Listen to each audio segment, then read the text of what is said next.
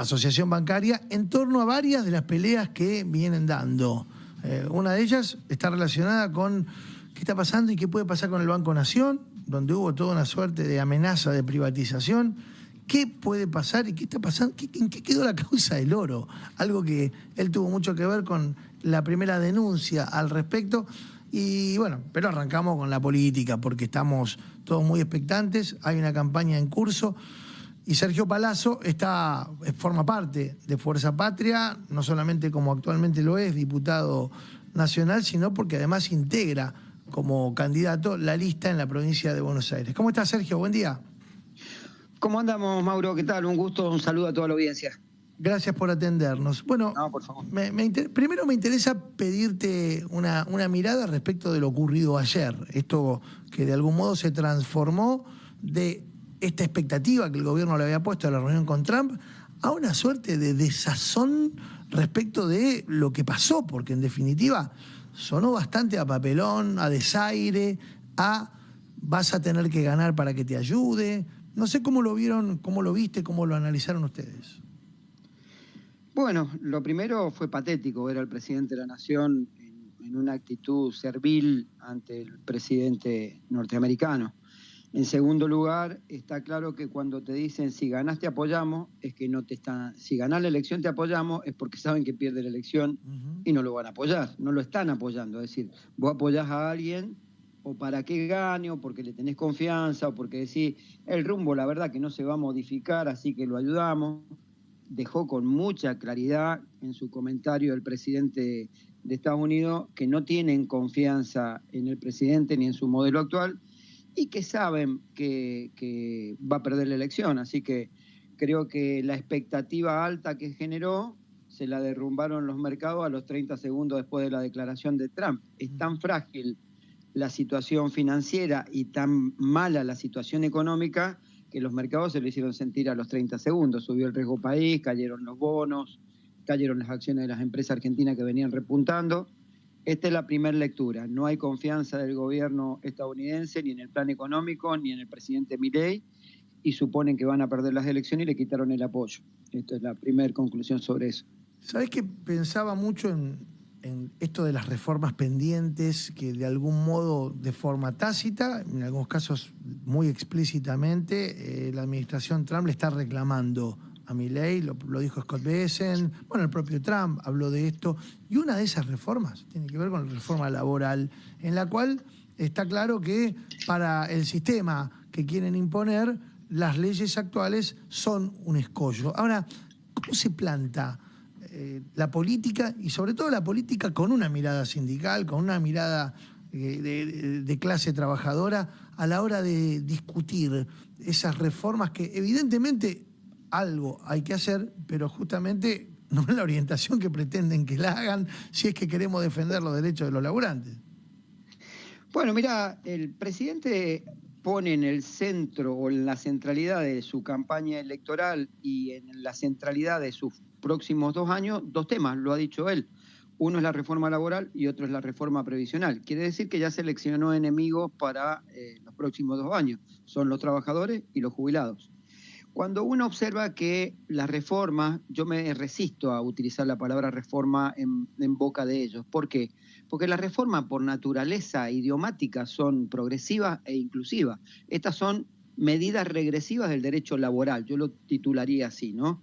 Y cada vez que hubieron medidas regresivas en materia de derecho laboral, creció el desempleo en lugar de crecer el empleo, porque ellos dicen, con estas medidas nosotros vamos a hacer crecer el empleo, mejorar los salarios, la productividad, vamos a ser todos felices, más o menos. Mentira absoluta de falsedad absoluta. Te doy datos concretos. En la presidencia de Menem, donde hubo flexibilización laboral, la tasa de desocupación llegó al 18,9. En la presidencia de la Rúa, de vuelta con el mismo ministro de Economía, la tasa de desocupación llegó al 22,5. En el gobierno de Macri duplicó la desocupación que le había dejado Cristina Fernández de Kirchner cuando se fue del gobierno, llevándola casi al 11%. Quiere decir que cuando se aplicaron estas políticas se duplicó o se triplicó la desocupación. Cuando las políticas fueron vinculadas a los derechos de los trabajadores y a la presencia del Estado, ayudando a las empresas, particularmente a las pymes, el empleo creció o decreció el desempleo. Los ejemplos más claros. Néstor Kirchner dejó el gobierno con 7,5 de desocupación cuando lo recibió, como dije recién, con 22,5. Alberto Fernández, pandemia de por medio, ni más ni menos, con la afectación que eso trajo en la economía, dejó 5,7 de desocupación, y Cristina Fernández de Kirchner dejó 5,3 o 5,2 creo que fue.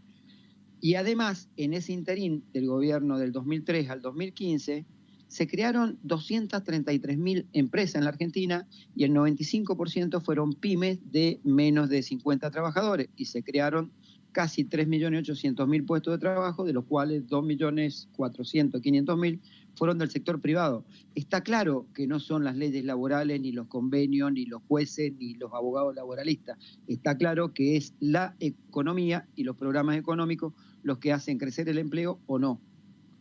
Claro, pensaba en eso, ¿no? Porque en definitiva ese debate pendiente que de algún modo tiene mucho que ver con la historia propia de lo que nos ha pasado como pueblo trabajador, está relacionado con hitos en donde los debates por la legislación laboral generaron no solo controversias, sino acusaciones. Yo, qué sé yo, nosotros más o menos tenemos la misma edad, pero sí, me remonto a lo que fue en los 2000, el debate por la famosa ley Banelco, ¿no? Con todo lo que hubo detrás de eso. Mirá, acaba de dar en la tecla. Primero decir que no solo hay que agotarse en decir que lo de ellos es absolutamente un rotundo fracaso cada vez que lo hacen, y lo hacen con la mala fe de quitarle derecho a los trabajadores, sino que también nosotros tenemos que dar un paso adelante. Y tenemos que discutir, y para eso hemos armado equipos técnicos y estamos trabajando, nosotros tenemos que discutir una reforma laboral progresiva e inclusiva. ¿Qué quiero decir? Hay que discutir la reducción de la jornada de trabajo, tenemos que discutir cómo regularizamos o le damos derecho a estas nuevas formas de trabajo o herramientas de trabajo que son las plataformas digitales, cómo se utiliza un código ético de algoritmo para que nadie se vea perjudicado por una máquina cuando tiene que llevar un pedido, cuando tiene que hacer algo. Estas cosas nosotros las estamos discutiendo dentro de nuestro espacio para tener una propuesta clara y concreta. En materia de jornada de derecho ya hemos presentado propuestas. Pero voy a hacer referencia a la ley Banelco. Mira, hay 30 leyes aproximadamente que se sancionaron desde el año 89 a la fecha de regresiones en materias de derecho laboral. En el 89 implementaron los tickets canasta como no remuneratorio, en el 90 la reglamentación del derecho de huelga de los servicios esenciales, en el 91 limitaron la negociación salarial a la productividad, sacaron la ley de empleo, buscaron 4 modalidades de contratación sin derecho a indemnización, en el 93 promovieron y facilitaron la negociación por empresa, es decir, en lugar de los convenios colectivos, en el 95 incorporaron agregando, establecieron el periodo de prueba sin derecho a indemnización y crearon 2 modalidades de contratación sin derecho a indemnización. Crearon la ley PYME con más flexibilización, permitiendo reemplazar la indemnización por despido con cuenta de capitalización, algo parecido al al fondo de cese actual, ¿no? Y permitieron fraccionar inclusive el aguinaldo en 3 pagos para los que no tengan memoria de nuestra edad, y para los pibes nuevos que cobran el aguinaldo completo. Este tipo de política los llevó a pagar en 3 veces el sueldo anual complementario. Eso fue la ley 24.467, creo. Crearon la ley de riesgo de trabajo, donde te prohibieron el acceso a la justicia para procurar la reparación integral. En el 98 redujeron la indemnización mínima por despido, modificaron el cálculo indemnizatorio, derogaron la integración del mes de despido hasta fin de mes cuando vos te vas antes, ampliaron a 6 meses el periodo de prueba. En el 2000 vino lo que vos decís, la ley Banelco, que redujo las contribuciones patronales, derogaron la ultraactividad, dispusieron la aplicación de convenios de ámbito menor por sobre los de ámbito mayor, quitando derechos y el principio de su irrenunciabilidad. Y te puedo seguir enumerando, bueno, lo que del gobierno de Milei, ya sabemos todo lo que pasó con la ley base. Todo esto en esos gobiernos sirvió para llegar a esas tasas de desocupación que te di. Y sin embargo, sí, en los gobiernos de Néstor, de Cristina y de Alberto, se implementaron una serie de leyes que nunca incrementaron el desempleo, por el contrario, lo bajaron al nivel de desempleo. Así que creo que esta discusión hay que darla, y creo que teníamos sobrados elementos. Nosotros, por lo menos yo me estoy preparando mucho y estudiando mucho para dar este debate. Me interesa darlo para esclarecer a la sociedad y particularmente a los trabajadores, que a veces se confunden y a veces esa situación. Mirá, el trabajo es un ordenador social y cuando falta el trabajo se precariza, se desestructura la clase obrera y terminan discutiendo casi como enemigo entre los trabajadores que tienen convenio y los que no tienen convenio, cuando en realidad lo que tenemos que hacer es tirar la mano para abajo para subir a los que están abajo, Claro. no para tirarle la mano a los que están arriba para bajarlo. Hay que darle derecho a todos. Te llevo al otro tema que quería consultarte porque había una suerte de paraguas judicial, de blindaje judicial para evitar que la privatización del Banco Nación, que es una de las banderas con las que el gobierno arrancó su gestión, se pueda llevar a cabo. Tengo entendido que ese blindaje se extendió, pero ¿cómo se preparan? ¿Qué ven ustedes respecto de lo que se está armando en torno a la privatización de Nación?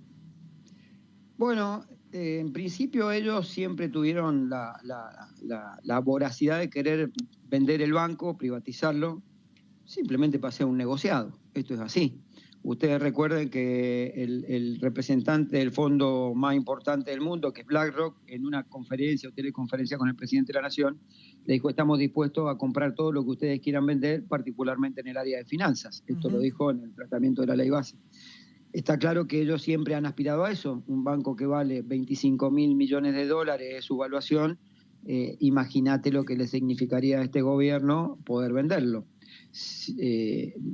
Esa idea ideológicamente y desde el punto de vista de los fondos que quiere o pretende tener el gobierno para su gobierno, está siempre latente.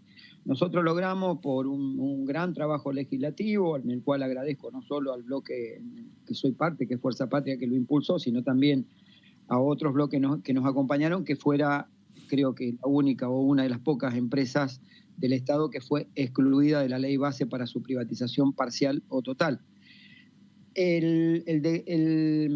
La ley base sí permitió después transformar a los organismos y entes del Estado en sociedades anónimas. Esto es lo que ha pretendido como paso previo para seguir impulsando la privatización, y esto es lo que la justicia le ha dicho que está incorrecto, porque la voluntad del legislador fue siempre preservarlo en la órbita del Estado y bajo la forma jurídica que tiene, y se lo ha rechazado y ha hecho lugar a las cautelares nuestras.